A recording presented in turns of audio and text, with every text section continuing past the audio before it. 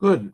Let us continue where we left off yesterday in learning about the uh, the Holy Temple today. The Holy Temple today. Let's see what this is over here. There we go. The Holy Temple today. What was the Holy Temple today? And what was the Holy Temple back then? The Holy Temple back then was revealing God in the world. Revealing God in the world. That's what the Holy Temple was. What does it mean to reveal God in the world? Like we said so many times, revealing the Creator in the creation.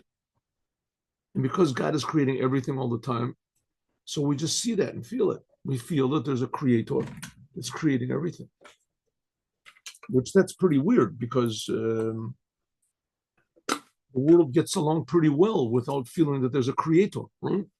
Yeah, that's what you think. The fact is, the world doesn't get along very well at all when there's no Creator. Now in the world, there's anguish and confusion and destruction, and even more, there's sickness and there's death, there's confusion, and worst of all, there's they say the destructive forces in the world. All the things that it says that are non-Jews forbidden to do, to murder, to be licentious, to be to steal. All these things are praised in the world. They're praised in the world to go out and kill people. Here we have, especially now, the whole world is centered around a thing that happened. What is it, a year or something ago, year and a half ago, that a group of terrorists in the name of God came and killed 1,000, what is it, 200 people, innocent Jews for absolutely no reason, and everybody's praising them. The whole world praises them. The United Nations praises them, and working the Jews are bad for defending themselves and for taking repercussions. So the whole world is just upside down, totally upside down. Just not long ago, there was communism. It's still pushed in all the universities, which the basis of communism is thievery, stealing from the people who have money and distributing it evenly. So whatever. So the world, because there is no Creator revealed, so people have all these destructive urges and how do you say, the lifestyles that they that are prevalent all over, and it's bad for everybody. It's bad even for the people themselves, and they think it's good. They think that this is the best thing in the world, right? To push the LGBT, whatever it is, agenda is the best thing in the world. You got to really do it, and it's just bad for everybody. It's bad for life. It's bad for society. It's bad. So when God is revealed in the world, people value life. They value the creation. They value meaning. They value ultimate meaning. Okay, so, and this was done by the Holy Temple. Okay, so now, because the Jewish people, even when they had the Holy Temple, they also disregarded all the messages that are present by God's presence here. Because when God's presence is here, it doesn't take away free will. You still have free will.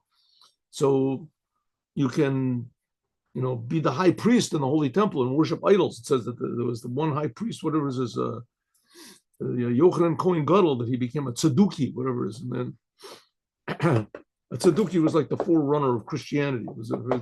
They didn't believe in the oral Torah. So it's possible for a person, people have free will, but still the choice to do good was much stronger. The urge to do good was much stronger back then. The urge to do bad was also stronger, but that's a different sign. Whenever there's good, there's the opposite.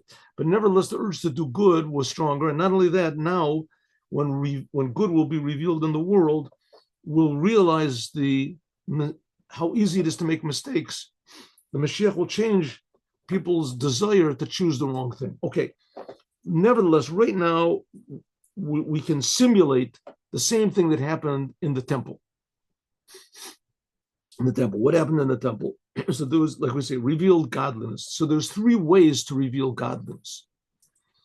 One way is Shabbat. Another way is the Torah. And another way is the commandments.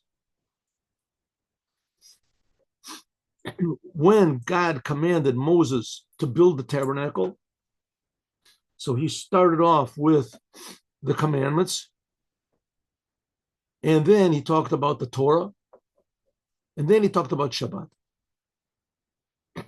He talked about, first of all, the vessels in the Holy Temple, the altar and the menorah. And that's like the commandments. And then after that, he talked about Torah, which that's the curtains that went around. That's that's the commandments. And then after that, he talked about. I'm sorry, did I say that? Did I say that right? I don't know if I said that right. First of all, he talked about the Torah, right? That's what I said. I don't remember what I said. The Torah. That's the vessels in the Holy Temple. That's the furniture in the Holy Temple, right? The altar. That's the Torah. Then afterward, he talked about the commandments. I'm sorry, that's the curtains. And then afterwards, he talked about Shabbat. But now, when Moses gave it over to the Jewish people, he did it in the reverse order. First of all, he talked about Shabbat. That's this week's Torah portion. Shabbat. Afterwards, he talked about the commandments. That's the curtains to go around. And afterwards, he talked about the Torah. That's the vessels. Okay. Let's go further.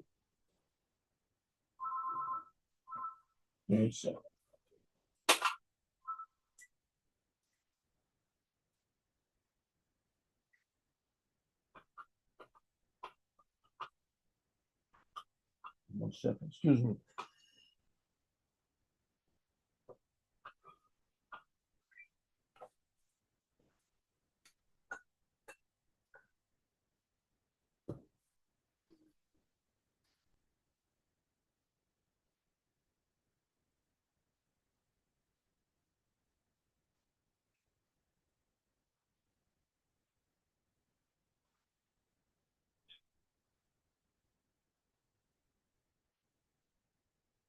Good. Okay, so we explained that there's two different types of awareness of God. There's awareness of God from God's point of view and awareness of God from our point of view.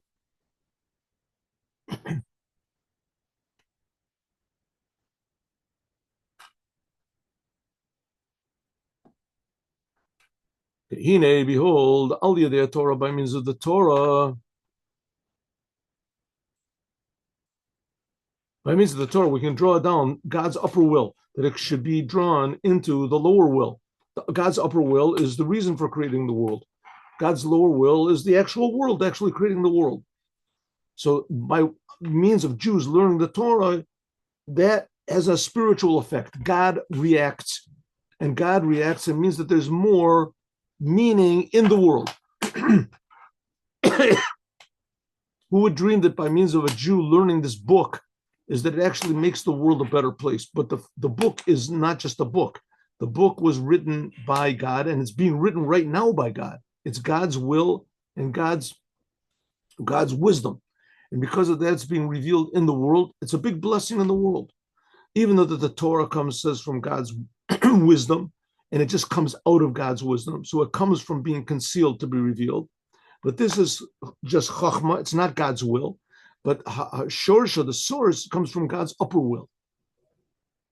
Because the 613 commandments with the 7 commandments of the Torah, that's the gematria of keter, crown. So that's God's will, is God's crown. But what? It was just clothed below in God's emotions. The Torah says what's right and what's wrong of atzilut. Shemibechinet chesed, that from God's kindness comes to be lenient and to make things kosher, things you should do. And from gevura comes what's to be severe. That's the whole Torah.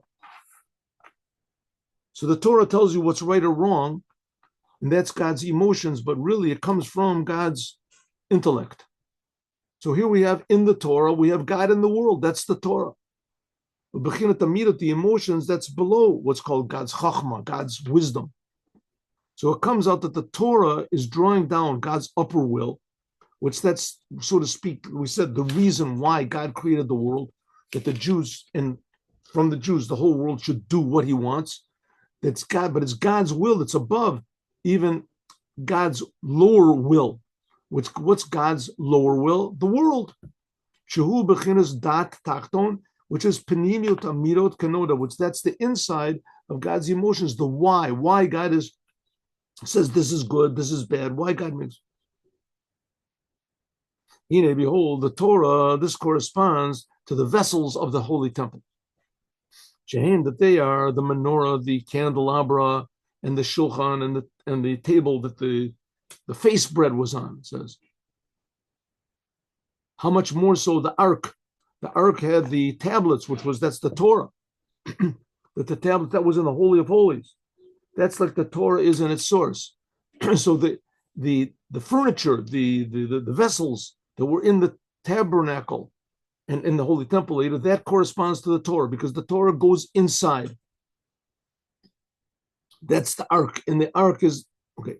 Just like the menorah, just like the candles, the seven branched candelabra, is this made light.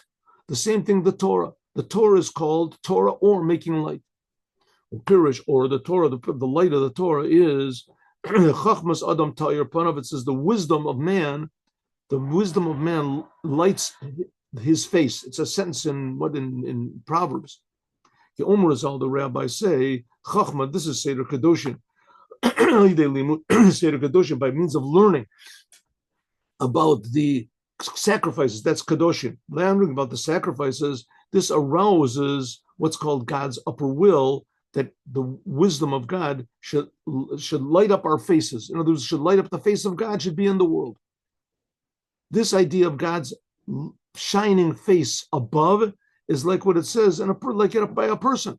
When a person learns something new and he understands something, suddenly his face lights up. Like it says about Rabbi Abo, it says Rabbi Abo, when he saw a new explanation in the Torah, so his face shined. This is because of the pleasure that he got from learning a new idea in the Torah. So it's a very interesting thing. The Torah is eternal. The Jewish people are eternal. Through the generations, they've had so many things have happened to the Jews that would wipe out any other nation, and that they have wiped out every other nation. You don't see any Babylonians around or any Persians around like there were in the first generation, Romans, right? The generations that the people that are here are totally different than what they were like 1,000 years ago, 5,000 years. The Jewish people, 3,300 years, they're the same people, same Jews, same definition of what a Jew is. Same thing with the Torah.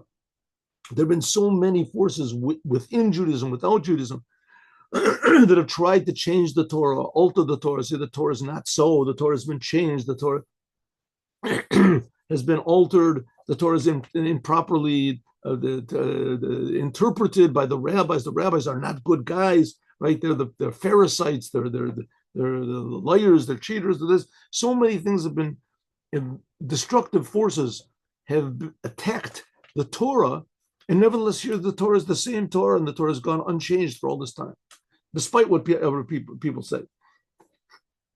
The Torah and the Jewish people says, why? Why is this? It says because the Torah comes from God's essence.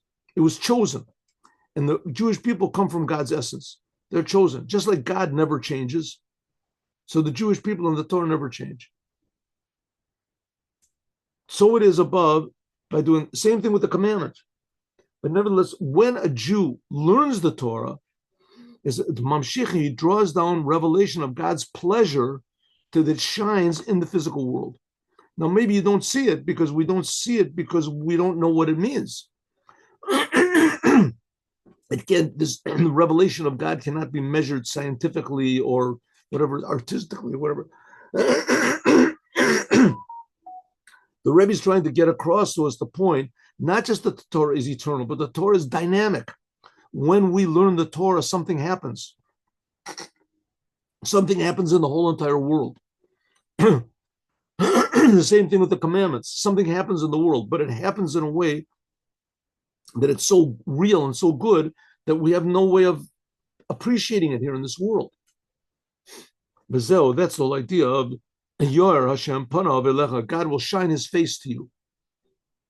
It's almost like maybe a small example is everybody in the world takes good for granted, right? People have eyes. You take your eyes for granted. You don't thank God for your eyes every day. You don't thank God that you can walk every day. But a person, God forbid, that was sick or that was blind or this, he thanks God, but also not every day. You get used to it. But at least you can remember that you were missing something, you have something. The revelation of God, we had it. We did have it when there was the Holy Temple. And then we got used to it. It's like a blind person that he has an operation and he's thanking God for a week, a month. And then once in a while he thinks about it. Then after a year, he gets used to it, forgets about it. The same thing is with us. We don't feel and we don't appreciate the fact that God is enlivening us and creating us. So that's what the Torah does. The Torah draws down a new revelation of God so that it becomes new. It's almost like awakening the blind. The problem is we're blind to that also. We don't feel it. We don't realize the big gift that's being given. So it's like somebody puts $1 million in your bank account. You don't know that it's there. They forgot to tell you. That's what happens when Jews learn the Torah. It says it makes more godliness in the world. There's also another thing involved in that. Learning the Torah brings godliness in the world, but it depends how you learn the Torah. If a person learns the Torah just because it's a very wise book, or it's the book of the Jews, or it's our heritage, or it's a religious thing to do, or you're learning the Torah in order to go to heaven, or you're learning to do this, so that already takes away that closes the pipe to the holiness of the Torah. True, you're learning Torah and it has a benefit to the world. It has a benefit. Even if you says even for the wrong reason, eventually the light which is in the Torah, it improves the world. It brings the person to realize the truth. But still, the point that the Rebbe is trying to say is that when a Jew learns the Torah, he's supposed to have the feeling that it's God's Torah, that it's God's wisdom. Even just in the beginning of the learning. That's what it means, that the light, that's the light of the menorah. The menorah in the temple, made light. Now we can understand the 7 stalks, the 7 branches of the menorah, namely the middle branch, that's the body of the menorah, and the 3 which came out on either side. Shlosha Kani menorah. You ever see the menorah? Have you ever think, should I make a picture? You know what it is. The menorah was shaped like this, right? It had 3 coming out here, and there was 1 in the middle. So it looked like this. So you had the central pillar. The central pillar was like this, and then there was 3 coming out on this side and 3 coming out on this side. So there was 7 altogether. So we're saying that this is corresponding to the Torah. The Torah goes inside of you, just like the vessels went inside of the tabernacle. This is the body of the menorah, and the 3 coming out from the side. The 3 which came out from the side, and 3 came out from one side, 3 came out from the other side. And there was a kaftor tachat shnei akanim mimeno, and there was like a little a ball coming out from it. Can we have a picture? Maybe let's a picture. Let's on the menorah and the temple. Wait a second. Let's go. There's so many inaccurate pictures here, but let's try it.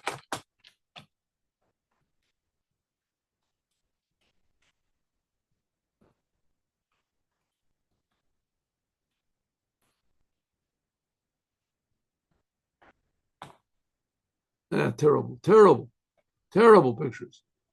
Why would a person? Oh, I see what they're going to do. Okay, this is not right. All the pictures are not right. It's supposed to be. These are supposed to be straight, according to all opinions that they're straight. There's no opinion that it's like this, that it goes like this, except for the Titus. They're at all these pictures. They're all not here. This is sort of like it here. See, they're straight. There we go. I have this picture. Explore this picture image. Explode. Oh, here. Here we go. Oh, good. Okay. So these were straight, right? Things were straight. And underneath each one, there was 1 in the middle and 3 coming from each side. And there was a ball, a kaftor, that was here in the middle. Oh, that's what he wants to say. See, a kaftor. But the Chabad picture has it right. Maybe there's another one over there. No, they're all of them, none of them got it right. None of them. See, what is? There's no opinion. You should know there's no opinion from all the opinions that the the Torah opinion is that it was round. There are no opinions.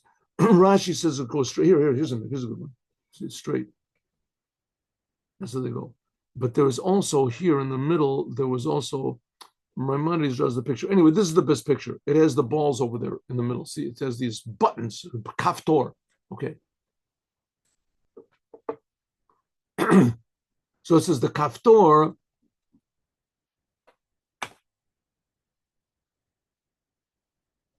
The Inyan is that all of this is hinting at the whole entire of the Torah, that the Torah in general is what's called the written Torah and the explanation of the Torah, the oral Torah. It's called oral Torah because it was forbidden to write it down.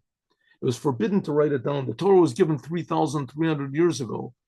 And for, what is it, the 1,800 years of that or something like that, it was forbidden to write it down until after the temple was destroyed. Second temple was destroyed, and that was like 2,000 years ago. So what did I say? 1,300 years ago, something like that. For 1,300 years, the Torah was not written down. Was not written down. And then after the temple was destroyed, which the temple was destroyed about 1,800 years after it was given in Mount Sinai. Is that right? Give me a second. No, it was like 1,500 years after the temple was destroyed. After the Torah was given, the Torah, then the temple, after the Torah was given, and it was written down. It was written down. But until then, it was called Torah Shabbal Peh. It was called the oral Torah. It was passed down by rabbis from one generation to the other. Passed down. Then afterwards, after the temple was destroyed, the Mishnah was written, etc. And that's the idea of the 6 stalks that went from one side to the 6 branches. This is the 6 orders of the Mishnah that they received from the middle pillar. That's the middle pillar, which is the written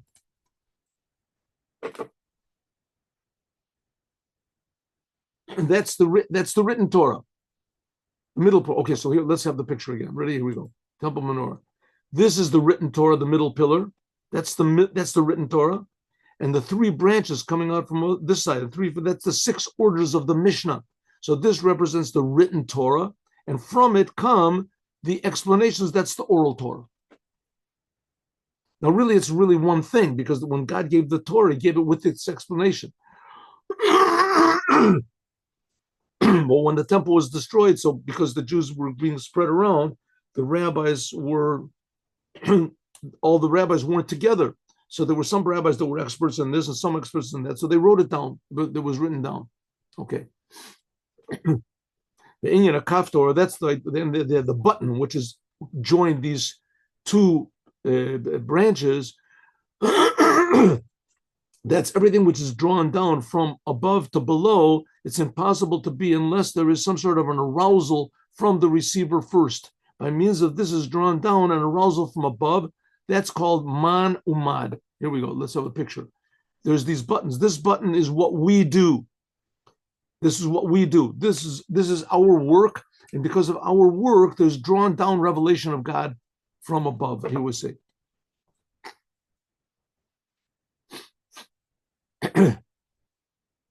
There has to be a giver and a receiver. By means of this is drawn down an arousal from above, just like we said before, that's the whole idea of coming down from the written Torah until the oral Torah. There's also these 2 levels. So what does a button do? A button joins 2 things together. Right? Those were the buttons that were on the menorah. It was called a kaftor. It's called a button. A button joins 2 things together. It joins the one side of your shirt to the other side of your shirt. The same thing is here. We're talking about the written Torah. That's what God gave. And the oral Torah, that's our participation. So it's known that the written Torah is called the teachings of your father. Father, that's what's called the masculine aspect of God, coming from above to below. What we call the oral Torah, the explanation of the rabbis, that's what's called the teachings of your mother. It's a sentence from Proverbs also. Alti tosh Torah timecha. This is the level of feminine. And that's the receiver. It receives from the written Torah. Okay, if so, there is Bechinas hala, this is what's called elevation of man, elevation of the feminine waters. The creation, in other words, it elevates its desire to learn the Torah, to understand the Torah. And also from this, God draws down inspiration to the rabbis. That's what's called an arousal from above to arousal from below. It says that almost all the people that are mentioned in the Talmud, at least all those that are mentioned in the Mishnah for sure, is they knew how to raise the dead. It says that even the smallest of them had the power to raise the dead. It was not done in Judaism because people didn't want to change the nature, but there were certain extreme circumstances that it says that Rabbeinu HaKodesh, he was the last of the Tanaim, last of the what's called the Pharisees. You want to call the Pharisees? He was the last of. He had the power to raise the dead.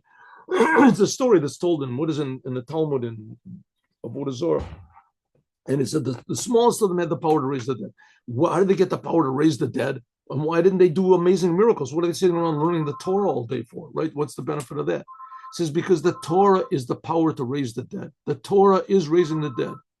That's what the Torah is. The Torah is drawing down life from the essence of God into the world. Good. Into the world. But there has to be an arousal from the world first. And that's what's called the Torah. The rabbis wanted to learn the Torah. They wanted it. And God gave them a blessing that they could understand it deeply. So the power to raise the dead they used in order to interpret the Torah properly. And even then there were arguments between them. And they had to come to a conclusion.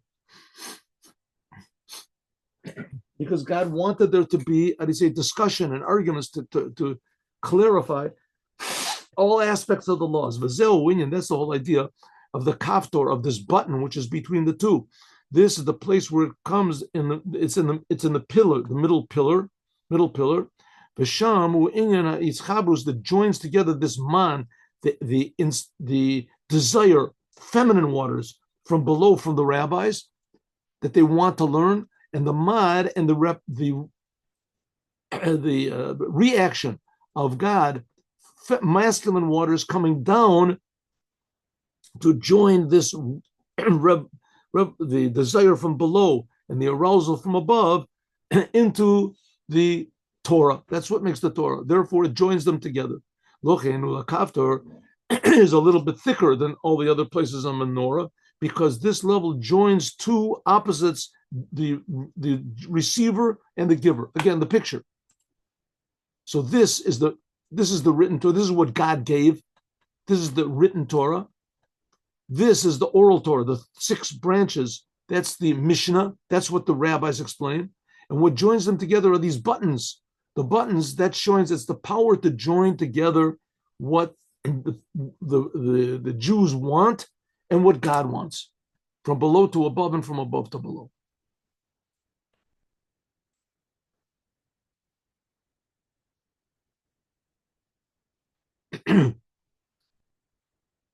This is called to attach two things together. So it is. So now we've explained the menorah. That's the Torah, the written Torah, the oral Torah. The same thing with the table. What was the table? The table had on it 12 loaves of bread. The bread was shaped like in the shape of like a U. It was shaped like a U. It wasn't like we have loaves of bread nowadays, that the loaves of bread are straight, right? Well, then in the temple, the loaves of bread were curved on the sides. Curved on the sides. Because also the table, also this hints at also Torah. All the instruments in the temple, in the tabernacle, the temple, the instruments inside, that's the Torah. The curtains around, that's the commandments. Okay. It says the table also, they put in what's called the face bread. The Torah is also called bread. La b'lachmu b'lachmi, come and partake of my bread. Ki hi b'chinas mazon, because why? Because the Torah provides nourishment for the soul. L'hamshich, to draw down God's wisdom inside of us. Shemesi, when you understand an idea in your mind, then you're actually ingesting into your mind, unifying with your mind, the wisdom of God. Shabbat, that in it is enclosed infinite light of God. And this becomes then food and life for your soul. That's the idea of the Torah. So it is above. And it is, and even if you're learning a law of the Torah, which is not practical at all, it's God's wisdom. Also above, this is the Jewish people. It says that we provide food, we feed God. Yisrael mafarnasim abiyam shebashamayim. That we feed God. What does that mean? That there should be ein sof b'chachmei lo. When the Jewish people do what God wants and they learn the Torah, then this, so to speak, draws from God's upper will. It's what God wants. So it draws from God's will into the Torah. It makes the Torah more, how do you say, radiant. Oh, well, but that's the commandments. So we've explained how the menorah and the table, the showbread table, the face bread table, that represents the commandments. It's inside the 6 orders of the Mishnah, the bread of the, both of them indicate Torah.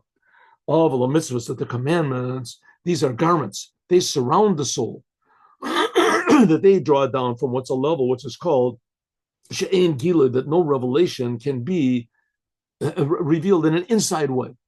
This is just light of God, which surrounds you from your head until your toe.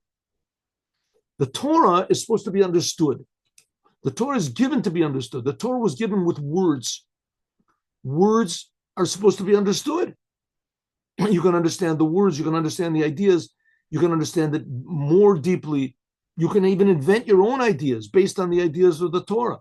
You can put one idea together with another idea.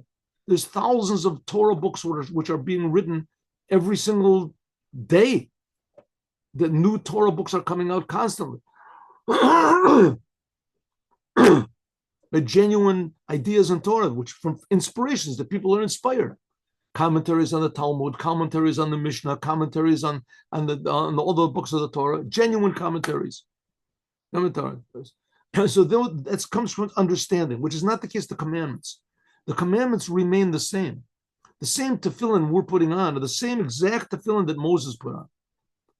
The same talit that we put on is the same talit that Moses. The Shabbat is the same Shabbat. It's totally above understanding. It makes no sense why God cares that we should put boxes on our arm, right? We can't understand. There's certain Kabbalistic principles involved, but those are not essential at all to the commandment. When you do a commandment, you just have to know that this is what God wants. You don't have to understand the difference between a mezuzah and the first chapter of the mezuzah and the second chapter. You don't have to understand those things, which is not the case with the Torah. The Torah has to be taken inside, internal, and it's always being digested and chewed up and utilized. So it says the commandments, they are external, so to speak. They enclose us.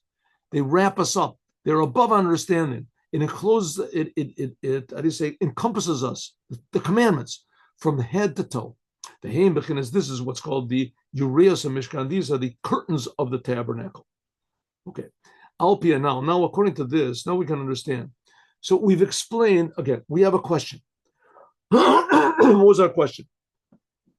Why is it that when God commanded Moses to build the tabernacle, he told Moses what to say to the Jewish people, what they should bring, donate to build the tabernacle? So God started off with the vessels. Afterwards, he talked about the curtains. Afterwards, he talked about Shabbat. But now, that was 2-3 weeks ago in Truma and Tetzaveh. But now, in this week's Torah portion,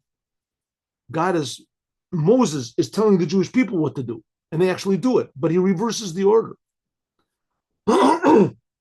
Here, Moses, first of all, tells the Jewish people about Shabbat, which is what God told him last. He tells the Jewish people about Shabbat. Then in the middle are the drapes. The drapes remain where they were, in the middle. But the last thing that Moses told the Jewish people to do here is the first thing that he told them over there. Here he tells them about the vessels. So when God was speaking to Moses, he began with the vessels. And now when Moses is speaking to the Jewish people, he finishes with the vessels. The vessels come after Shabbat and the curtains. Okay, so why? Why here when Moses spoke to the Jewish people, Shabbat comes first? And back then when God spoke to Moses, Shabbat came last. Now we can understand why it is. Now that we understood what are the curtains, that's the commandments, and the vessels, that's the Torah, which those are the Torah and the commandments. Now we can understand what is, and we also explain what is Shabbat. That we said that Shabbat is the extra soul, which is drawing down, which drew down what's called God's upper will with God's lower will. Remember, we talked about what Shabbat is. Now we can understand what God commanded to Moses and what Moses commanded the Jewish people. The connection between the commandment of Shabbat here in this week's Torah portion, before the commandment of the Mishkan, like it says in Parshas Kitisa, Achet Shabbasotai Tishmoro, and also why is it Moses, when Moses was giving over, when God gave it over to Moses, the last thing he talked about was Shabbat. When Moses gave it over to the Jewish people, he preceded Hiktim Shabbat to the Mishkan. Exactly the opposite of what is mentioned when God commanded Moses. Why does Moses put it here? Shabbat is first, and when God told it to Moses, he put Shabbat last. The answer is like this. Even though that by means of Torah and the commandments, we draw down this surrounding level of God and the inner level of God, which this is the garments and the food for the soul, which is revealed God's upper will in ourselves. We said in an inside way, like the Torah and the Makiv, what surrounds it is the commandments. But really, Kivin Shel Adam, because a person is below in this physical body. So it's impossible to reach this level of upper will, which is godliness above all of the other worlds, and to draw down from there any light in the world. We're in this physical world. We're saying we're learning the Torah, we're doing the commandments, that draws godliness into the world. Okay, maybe when God gave the commandments to Moses, it could be done. From God's point of view, you can draw godliness down immediately. And then the last thing that God talked about was Shabbat. That's like coming of Mashiach after all the work is done. But according to God, he could start off with the commandments, with the Torah, and then afterwards the Shabbat. But by us, from our point of view, we can't start off from godliness. Therefore, first of all, we have to have an arousal from below. And the arousal from below, we have to start in our soul. And then that can reach what's the upper level of this aspect of God. This is Shabbat. First of all, we have to start off. When Moses gave over to the Jewish people, he didn't put Shabbat last, because that's talking about a different type of Shabbat. That's the reward for everything that you do. That's like Mashiach. Moses started off with Shabbat.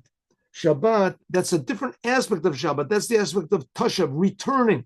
Like how all the worlds on Shabbat return from below to above to their source. That's what's called Aroma to the upper, from below to above. What's above is the upper will of God, which was revealed, we said before, remember, on Minchav Shabbat. Ani Tefillati. So first of all, how do we have to start? What is this relevant to us? We have to start off. You want to approach God. You want to really draw godliness into the world. First of all, it starts with prayer.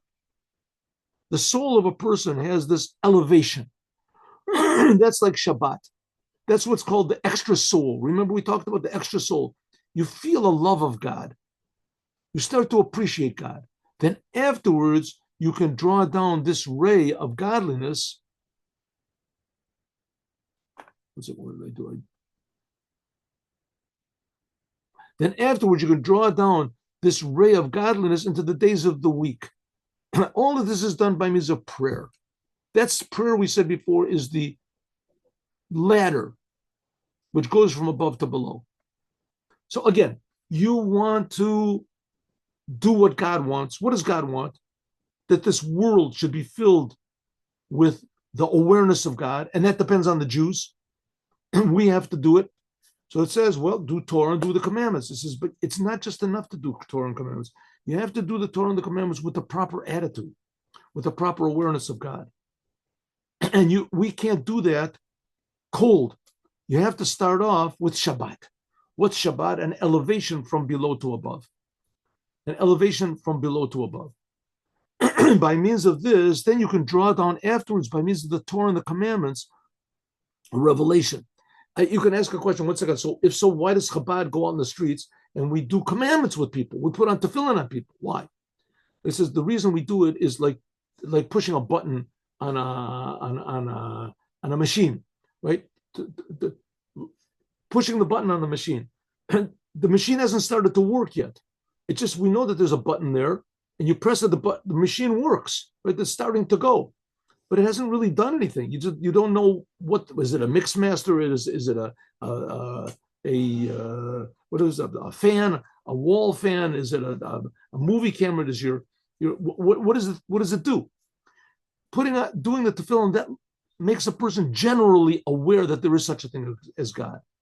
But if you really want the commandments and the Torah to work, a person has to have a true love of God, at least a little bit of a love of God, an appreciation of God, that you're doing the commandments not because it's the Jewish heritage or because this is we're going to get a reward from the powers above, right?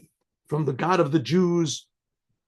We're doing the commandments because we want to reveal the oneness of God in the whole world. Who wants that? You want a thing like this. So first of all, we in Chabad, you go and put the tefillin on a person, that sort of arouses the person in general. It lets him know that there is such a thing as a starting button, that there is such a thing as godliness, and a person has a feeling. But that's only the beginning. The main serving of God is, first of all, you have to have a desire from below to above, and that then initiates your ability to reveal godliness when you do the Torah and the commandments. Well, so therefore, when Moses commanded the Jewish people to do the Mishkan, first of all, he started Shabbat. And afterwards, he talked about the curtains. That's the commandments. And afterwards, he talked about inside light, which that's the Torah. And this, we're going to have to wait until tomorrow to discuss and to finish, God willing. God willing. Here we go. Yes, we can do this. Okay. So we explained in a general way, but this is good. Let's see now. Let's stop the share.